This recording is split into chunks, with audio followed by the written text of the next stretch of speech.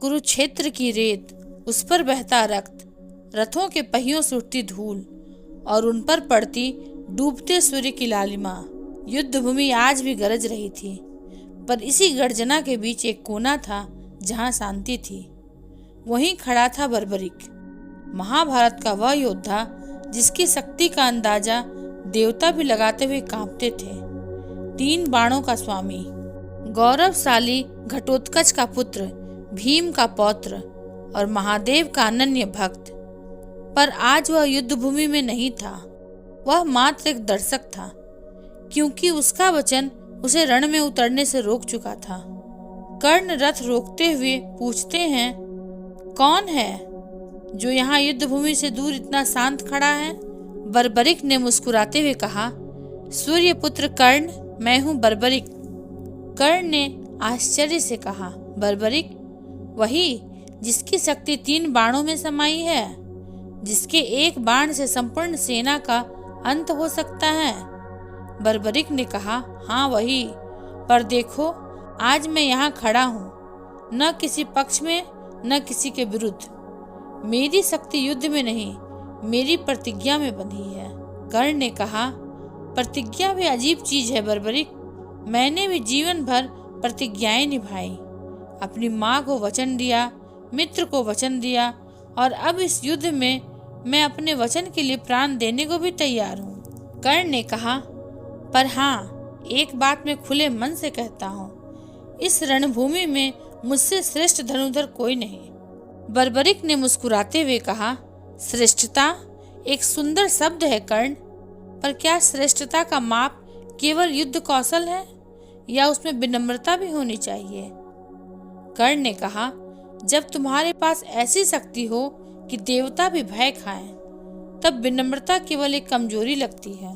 बर्बरिक ने कहा, तो यदि कोई तुमसे कहे कि तुम्हारी विजय केवल तुम्हारी नहीं, बल्कि तुम्हारे गुरु के आशीर्वाद, तुम्हारे भाग्य और ईश्वर की कृपा का फल है, क्या तुम मानोगे? कर्ण ने कहा, मेरी साधना, मेरा परिश्रम, गुरु परशुराम का ज्ञान, सूर्यदेव का आशीर्वाद, हाँ ये सब है, पर अंत में युद्ध तो मैं लड़ता हूँ, मेरे हाथ की डोर कोई और नहीं पकड़ता।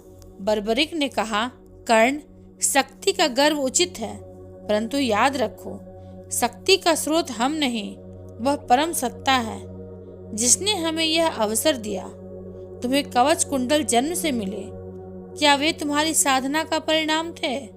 नहीं, वह तो तुम्हारे पिता सूर्यदेव का उपहार थे। विनम्रता का अर्थ यह नहीं कि तुम अपनी ताकत को न पहचानो, विनम्रता का अर्थ यह है कि तुम यह मानो कि उस ताकत में तुम्हारा नहीं, किसी और का भी योगदान है। बर्बरिक ने कहा, सुनो कर्ण, मेरे पास 3 बाण थे। पहला बाण जिससे मैं जिस पर चाहूं निशाना लगा सकता था, दूसरा जिससे मैं उस निशान वाले हर लक्ष्य को भेद सकता था, तीसरा जिससे मैं जिसे चाहूं बचा सकता था। मैं सोचता था यह शक्ति अपराजेय है, परंतु जब श्री कृष्ण ने मुझसे पूछा, तुम युद्ध में किसका साथ दोगे? मैंने कहा, जो हार रहा होगा उसका। तब उन्होंने कहा, तो तुम पहले एक पक्ष को हराओगे, फिर दूसरे को, और अंत में कोई जीवित नहीं बचेगा। मेरा मन टूट गया। मेरी शक्ति जो मुझे गर्व देती थी, वही शक्ति विनाश का कारण बन सकती थी। और तब मैंने विनम्रता सीखी। शक्ति यदि धर्म के अधीन न हो तो उसका अस्तित्व व्यर्थ है। कर्ण ने मन ही मन सोचते हुए कहा, क्या मैं भी अपने गर्व में कुछ भूल रहा हूँ? क्या मेरी शक्ति का कारण केवल मेरा परिश्रम है, या उसमें ईश्वर और भाग्य का भी हाथ है? बर्बरिक ने कहा, कर्ण, यदि तुम्हारा धनुष धर्म के लिए है तो वह स्वर्णिम है, पर यदि इसमें अहंकार का विष आ जाए तो वही धनुष तुम्हारे पतन का कारण बन सकता है। बर्बरिक ने कहा, देखो कर्ण, महाभारत की यह भूमि तुम्हें एक सत्य सिखाती है। युद्ध में जीतने से बड़ा है अपने भीतर के अहंकार को हराना। बलवान वह नहीं जो दूसरों को हराए, बलवान वह है जो स्वयं पर विजय पाले। जब तुम्हारा सिर झुका होता है तब भी तुम आकाश को देख सकते हो। पर जब सिर ऊंचा उठाकर अहंकार में चलते हो तब पांव के नीचे की मिट्टी भी छूट जाती है।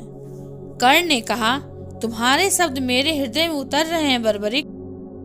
बर्बरिक ने कहा, जाओ कर्ण, रणभूमि में जाओ, पर याद रखो विजय का अर्थ केवल जीतना नहीं है, बल्कि यह भी है कि तुम्हारे भीतर का मनुष्य जिंदा रहे, और वह मनुष्य विनम्रता से ही जीवित रह सकता है। कर्ण ने धीरे धीरे सिर झुकाते हुए कहा, आज मैंने धनुष नहीं हृदय की विद्या सीखी है। तुम्हारा यह पाठ मैं अपने अंतिम श्वास तक निभाऊंगा। और इस प्रकार दो महायोद्धाओं का यह संवाद महाभारत के पन्नों में नहीं, हृदयों में दर्ज हो गया। बर्बरिक, जिसने युद्ध में न उतरकर भी एक योद्धा को सच्चा विजेता बना दिया। और फिर एक तीव्र बाण वायु को चीरता हुआ आया, कर्ण के वक्ष को भेद गया।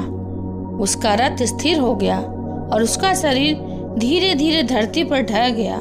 कुरुक्षेत्र की धरती ने अपने सबसे बड़े दानी और सबसे बड़े साहसी योद्धा को खो दिया। कर्ण का बलिदान केवल एक योद्धा का अंत नहीं था, यह धर्म, साहस और निष्ठा का सर्वोच्च उदाहरण था।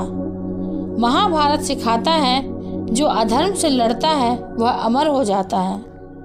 उस दिन रणभूमि ने देखा कि कभी कभी धर्म और मर्यादा शत्रु और मित्र से ऊपर होते हैं। अगर आपको ये वीडियो अच्छा लगा हो तो इसे लाइक, शेयर और सब्सक्राइब अवश्य करें। ये महाभारत सिर्फ युद्ध की नहीं, जीवन के ज्ञान की कहानी है। मिलेंगे अगले प्रसंग के साथ, तब तक के लिए धन्यवाद।